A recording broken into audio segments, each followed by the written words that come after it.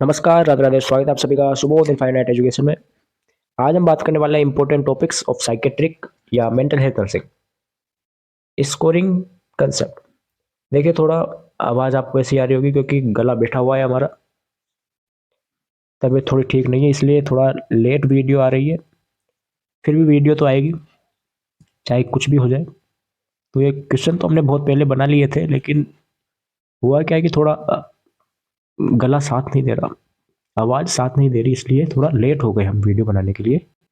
लेकिन जैसे आ रही है थोड़ा मैनेज करें, थोड़ा कोऑपरेट करें।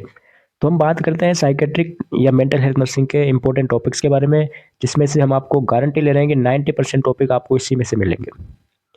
ओके, अगर आपकी किस्मत सही हुई तो 100% भी मिल सकते हैं, लेकिन बात आती है आपकी किस्मत पर, क्योंकि हर बार की तरह आपकी किस्मत क्या पता इस बार भी धोखा दे दे।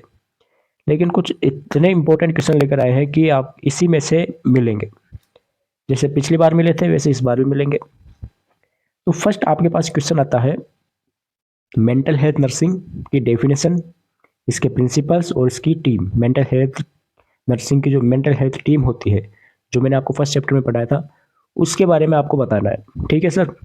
सेकंड आता है MMSC, mini mental status examination. ठीक है, इतना इंपॉर्टेंट नहीं है, लेकिन क्या पता 2 नंबर में पूछ ले, तो हमें तो पढ़ना जरूरी है सर। फिर हम क्या वहाँ एग्जाम में जाके एक दूसरे का मुंह थोड़ी देखेंगे। बिल्कुल। दूसरा है MSC, मेंटल स्टेटस एग्जामिनेशन। ठीक है। Okay, mental health nursing first का टॉपिक है ये। नेक्स्ट आता है therapeutic communication and technique. Therapeutic communication और इसकी टेक्निक, ये मोस्ट इंपॉर्टेंट है। थेरापेटिक कम्युनिकेशन और इसकी टेक्निक, ये टेक्निक तो आती ही है। ठीक है, 5 नंबर में आ सकती है टेक्निक। अगर टेक्निक आई तो मैं थोड़ा बहुत थेरापेटिक कम्युनिकेशन की पहले डेफिनेशन लिखेंगे, फिर इसकी टेक्निक लिखेंगे। टेक्निक क्या है? Active listening, empathy, respect, dignity, etcetera. ठीक है। इसके बैरियर भी आपको पता ही है, बैरियर ऑफ क्या बैरियर हो सकते हैं कम्युनिकेशन के। ठीक है, psychological barrier, pathological barrier, sorry physiological barrier हो गया, इधर से लैंग्वेज बैरियर हो गया। तो वो बैरियर भी आपको एक बार देख लेते हैं। ज़्यादा बड़ा टॉपिक है नहीं, थेरापेटिक कम्युनिकेशन बना रखा है आपको।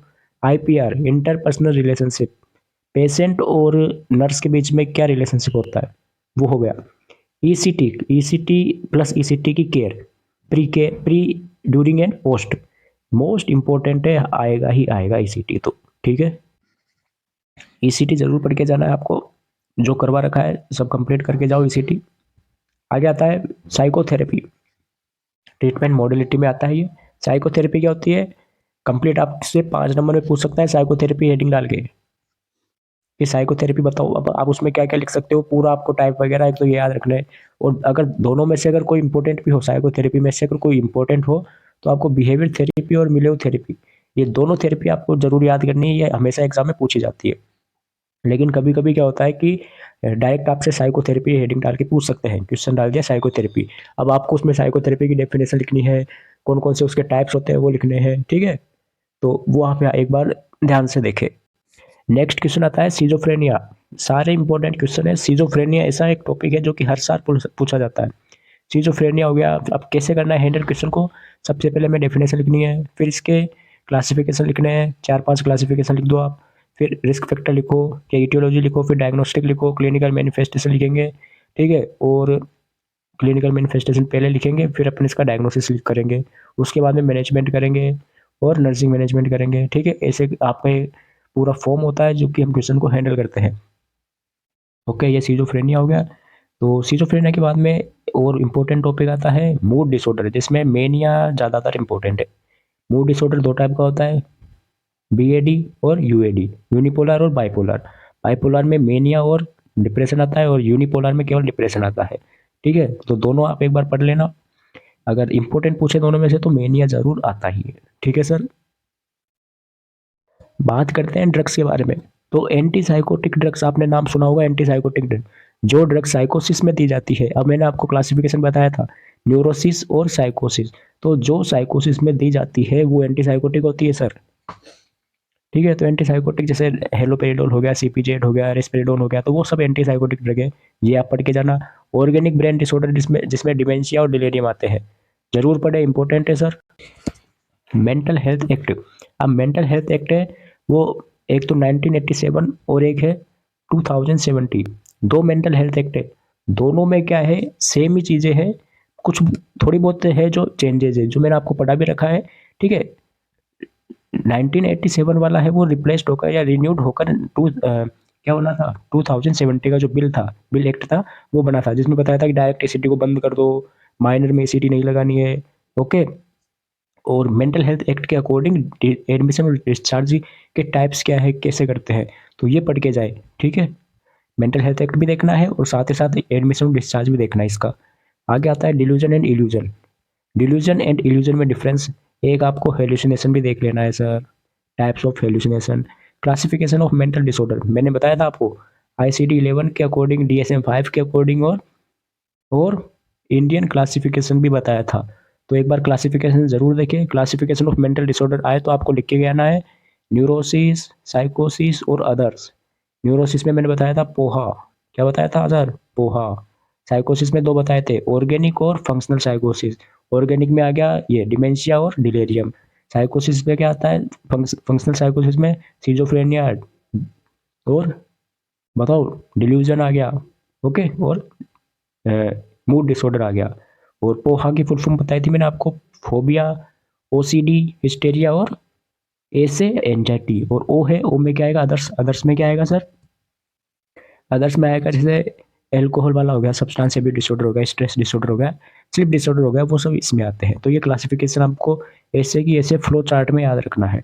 साइकोसिस और न्यूरोसिस में डिफरेंस आता है, बता रखा है आपको, क्राइसिस एंड क्राइसिस इंटरवेंशन, ठीक है, बड़ा क्वेश्चन भी पूछ सकता है।